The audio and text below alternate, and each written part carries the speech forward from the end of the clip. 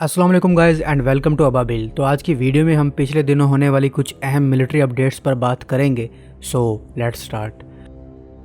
America ने एक मरतबा फिर कुछ चाइनीज़ कंपनियों पर पाबंदियां आयद कर दी हैं। अमेरिका के महकमा खारजा ने एक चीनी रिसर्च इंस्टीट्यूट समेत कई कंपनियों पर पाबंदियां आयद कर दी हैं, जिनके बारे में कहा गया है कि वो पाकिस्तान के बैलिस्टिक मिसाइल प्रोग्राम के लिए आलात की फराहमी में मुलव्विस हैं।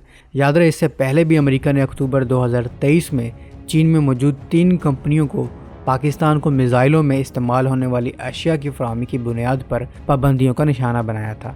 अमेरिकी महकमा खारजा के तर्जमान मैथ्यू मिलर ने एक बयान में कहा है कि Beijing research institute of automation for machine building industry ने शाहीन 3 और अबाबिल सिस्टम्स और मुमकिन तौर पर बड़े सिस्टम्स के लिए रॉकेट मोटर्स की जांच के लिए आलात की खरीदारी के लिए पाकिस्तान के साथ काम किया है। अमेरिकी बयान में कहा गया है कि महकमा खारजा ख़ास तौर पर Beijing research institute of automation for machine building industry IRABM को एग्जीक्यूटिव ऑर्डर नंबर 13382 के तहत पाबंदी के लिए नामजद कर रहा है, जो बड़े पैमाने पर तबाही फैलाने वाले हथियारों और इनकी तरसेल में मुलव्विस है। बयान के मुताबिक RIAMB ने पाकिस्तान के नेशनल डेवलपमेंट कॉम्प्लेक्स NDC के साथ काम किया है और अमेरिका का अंदाज़ा है कि ये चीनी कंपनी पाकिस्तान के तवील फासले तक मार करने वाले बैलिस्टिक मिसाइलों की तैयारी और पैदावार में मुआवनत कर रहा है, ताकि शाहीन 3 और अबाबिल समेत डायामीटर रॉकेट मोटर्स के टेस्ट के लिए साजो सामान हासिल कर सके,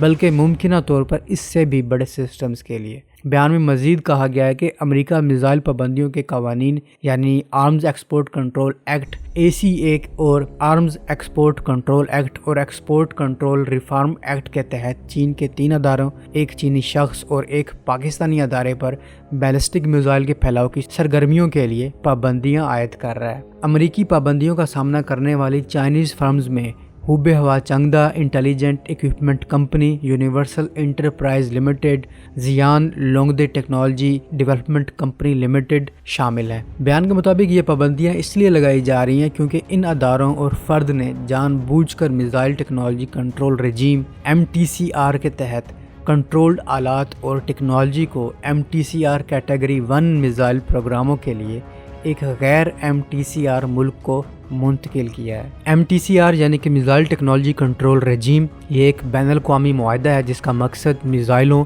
और इनकी टेक्नोलॉजी के फैलाव को रोकना है। इस रजीम में 35 ममालिक शामिल हैं, जिसमें इंडिया भी शामिल है।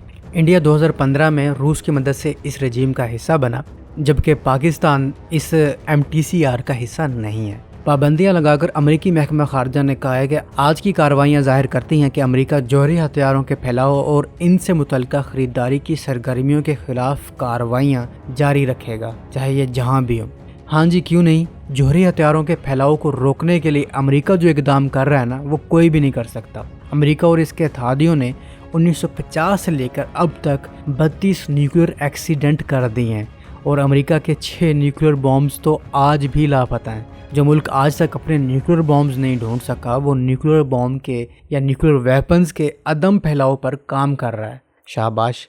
खैर, पाकिस्तान और चीन ने अमेरिका की इस हरकत पर कोई ज़्यादा रिएक्ट नहीं किया। पाकिस्तान ने यही कहा है कि अमेरिका ने पहले भी ऐसे शक की बुनियाद पर पाबंदियां लगाई थी और अब भी लगा रहा है, जबकि ख़ुद अपने पसंदीदा ममालिक पर ऐसी पाबंदियां नहीं लगाता। खैर, ये दोनों मुल्क अमेरिका की पाबंदी से रुक थोड़ी जाएंगे, लेकिन अमेरिका की बार बार की पाबंदियां बता रही हैं कि कुछ नया बन रहा है और डेवलपमेंट तेज़ी से जा रही है। लेट्स सी के क्या सरप्राइज़ आता है आने वाले वक्तों में। और कुछ दिन पहले पाकिस्तान पर यह भी इल्ज़ाम लग रहे थे कि पाकिस्तान ने अपने शाहीन मिसाइल ईरान को दिए हैं। नहीं, अब हमारे पास मिसाइल हैं तो क्या हम बांटते फिरेंगे कि तू भी ले ले, तू भी ले ले और तू भी ले ले। खैर, पाकिस्तान ने इस खबर की भी तरदीद की है। दोस्तों, एक और अपडेट ये हुई है कि ईरान पर भी इल्ज़ाम लगा है कि ईरान ने रूस को बैलिस्टिक मिसाइल फराहम किए हैं और ये इल्ज़ाम यूरोपीय यूनियन ने लगाया है। और इसके चलते यूरोपीय यूनियन ने फैसला किया है कि वो ईरानी एविएशन सेक्टर पर पाबंदियां आयद करने पर गौर कर रहा है। इनका मानना है कि यही बैलिस्टिक मिसाइल्स रूस यूक्रेन के खिलाफ इस्तेमाल कर रहा है। ये कम फासले तक मार करने वाले मिसाइल हैं। यहाँ तक कहा गया है कि ऐसे शवाहिद भी मिले हैं जिनसे साबित होता है कि ईरान रूस को बैलिस्टिक मिसाइल के ज़रिए मदद फराहम कर रहा है। ऐसे इस्तेमाल शुदा मिसाइल के टुकड़े मिले हैं। یاد رہے کچھ عرصہ پہلے امریکہ نے ایران پر یہ خدشہ ظاہر کیا تھا کہ وہ روس کی مدد کرنے کے لیے کوششیں تیز کر رہا ہے۔ قابل ذکر ہے کہ امریکہ نے مہینوں پہلے تہران کو بیلسٹک میزائل ماسکو منتقل کرنے کے خلاف خبردار کیا تھا، جبکہ دوسری طرف اس الزام کے جواب میں ایران نے کہا کہ ہم نے روس کی ایسی کوئی مدد نہیں کی، یہ ایک نفسیاتی جنگ ہے جس میں جھوٹ کا سہارا لیا جا رہا ہے۔ دوستو ہم سب جانتے ہیں کہ ایران نے اس سے پہلے روس کو ڈرونز بھی دیے تھے، اور اس میں کوئی مذائقہ نہیں ہے کہ جس کو جہاں سے مدد ملتی ہے، جس کو جہاں پر اپنا فائدہ نظر آتا ہے وہ وہاں جاتا ہے۔ لیکن یہ فیئر تو نہیں ہے کہ خود ویسٹرن کنٹریز یوکرین کی اس جنگ میں دل بھر کے مدد کریں، اور اگر روس کو ایران، نارتھ کوریا یا چین سے تھوڑی سی مدد بھی آتی ہے تو تم لوگ رونے لگ جاتے ہو۔ ایسے تو نہیں ہوتا نا۔ ایسا اگر ہوتا رہا، تم لوگ ایسے بے ایمانی کرتے رہے، تو مائٹی رشیا نے غصے میں آ کر یوکرین پر نیوکلیر بم چلا دیے، پھر کیا کرو گے آپ؟ یوکرین تو گیا نا پھر اس دنیا سے۔ ابھی کھیلنے دو، روس کو بھی سپلائی ہونے دو ہتھیار۔ روس کے پاس ہتھیار ختم ہو گئے تو آخری آپشن پھر نیوکلیر ویپن ہی ہوں گے کمینوں۔ اگلی خبر بھی اسی بارے میں، روس ان پر پک چکا ہے۔ روس کو ان پر انتہائی غصہ آیا ہوا ہے۔ روس کے وزیر خارجہ نے کہا ہے کہ یوکرین کی کارروائیاں جوہری تباہی کا سبب بن سکتی ہیں، اور اگر ایسا ہوا تو اس میں سب سے پہلے یورپ کو نقصان ہوگا۔ مطلب یوکرین کا تو ہوگا ہی ہوگا، یورپین کنٹریز بھی ساتھ میں کھڈے لائن لگ جائیں گے۔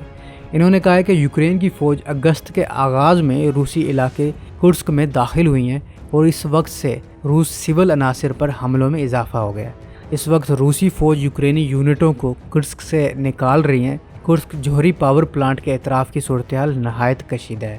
انہوں نے یوکرینی فوج کے کرسک کے پاور پلانٹ پر حملوں کی یاد دہانی کروائی، اور کہا کہ یوکرینی فوج کے 11 اگست کے حملوں کے نتیجے میں یہاں آگ لگ گئی۔ آگ کی وجہ سے پاور پلانٹ کے 2 کولنگ ٹاوروں میں سے ایک کو نقصان پہنچا ہے۔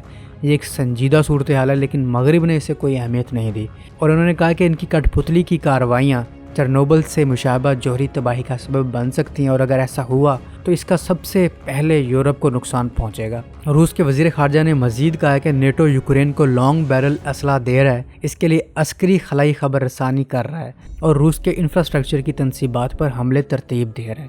انہوں نے دعویٰ کیا کہ یوکرین خفیہ ایجنسی روس میں دہشت گردانہ کارروائیوں کے لیے دہشت گرد تنظیموں کو استعمال کر رہی ہے۔